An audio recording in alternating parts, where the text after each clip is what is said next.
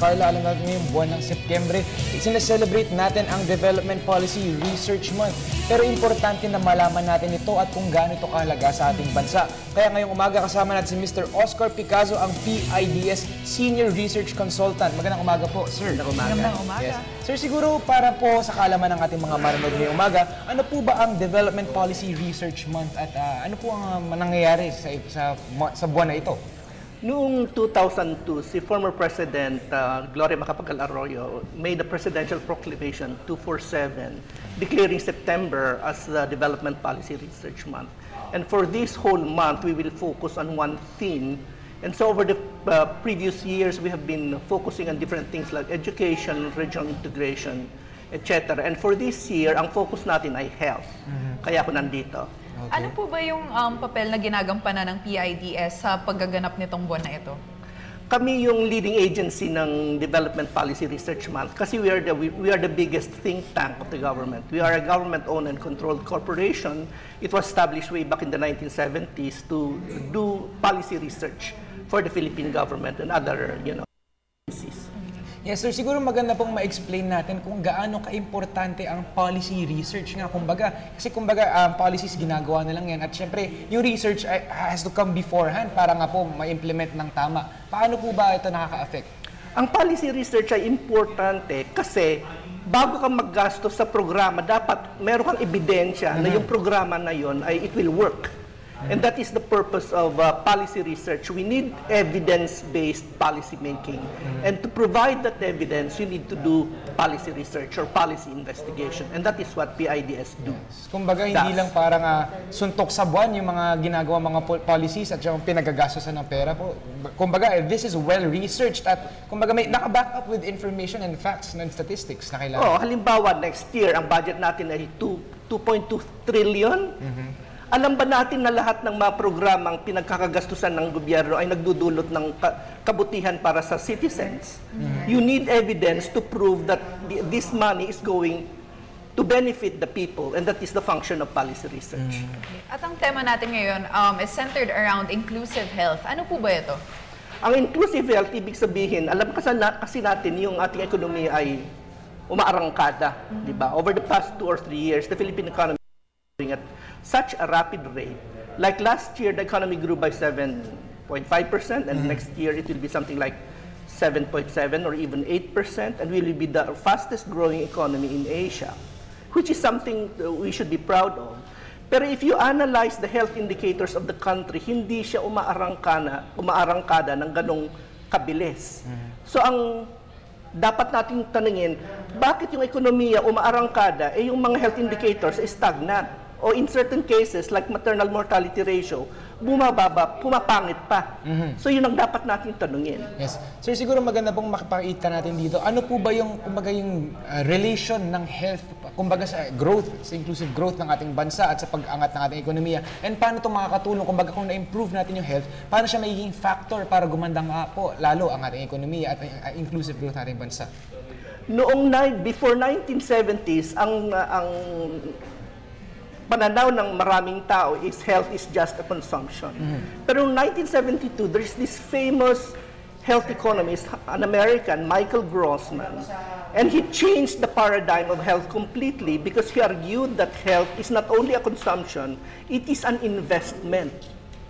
In other words, the fruits of your health investment, the benefits will accrue over a period of years, and that became the basis of the human development capital approach to health.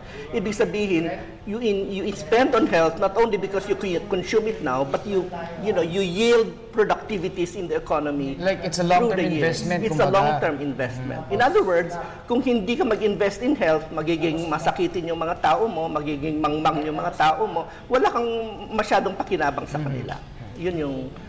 That's the whole theory behind the human development approach to health. So, sir, how would you assess the health situation in our country today? If you compare it to the other ASEAN countries, we don't have much to be proud of. Kasi naiwasan na tayo we have been left behind by many countries. It used to be that in the 1960s, tayo ang may pinakamagandang health indicators, at least in Southeast Asia.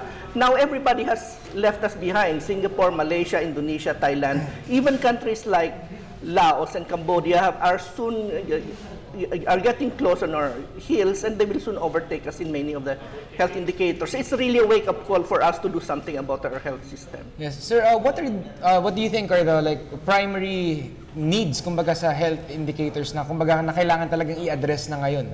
Numero uno, yung mortality.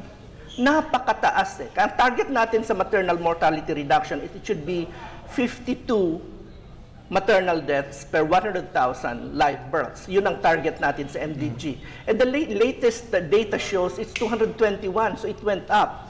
So we are not likely to meet the MDG target for maternal health. So what should we do?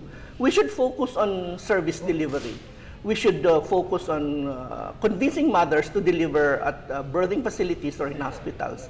Kasi most of the maternal deaths happen at home. So yun ang number one strategy sana dapat gagawin. Number two has to do with infectious diseases. Kasi yung infectious diseases, shaky yung ano natin. We are not likely to meet some of the indicators in infectious diseases, especially on HIV/AIDS and on malaria and TB, kasi medyo hindi maganda yung ating indicators doon. So dapat pag tutukan natin yung tatlong diseases na yun, HIV/AIDS, malaria, dengue. And we're doing better in TB now, but those three diseases need to be focused on.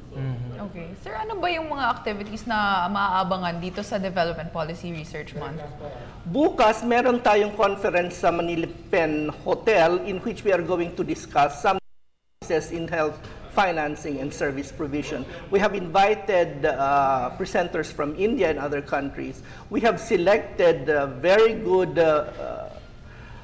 case studies to be presented by people knowledgeable about health financing. For instance, we have invited former Governor Petilio of Leyte to talk about what he has done to Leyte health services. So everyone is invited to come to Manila Peninsula Hotel. It's a long day affair. And then we are having a second conference on the 24th of September. Part 2 naman yun. Sa Manila Peninsula rin po. Sa PIDS. Okay. Okay. Sir, siguro maganda po, you could give our viewers a message po siguro about the importance of their awareness about this need about health. Kumbaga yung hindi po siguro nila alam na ganito kalaking problema rin po ang ating hinaharap at kung ano nga po ang inyong tulong na maihahandog sa inyong mga programang ginagawa. Ang masasabi ko sa ating mga kababayan ay habang gumaganda yung ating ekonomiya, dapat tutukan natin yung ating kalusugan kasi maraming mga tao na hindi nakaka-access sa health services. And we are one country, we need to do our best so that all of us will progress as our economy progresses. All right, maraming yung panahon ngayong umaga at syempre sa inyong mga information na na-share sa atin at sa ating mga manonood. That was Mr. Oscar Picazo, ang PIDS Senior Research Consultant. Maraming salamat po. Thank you.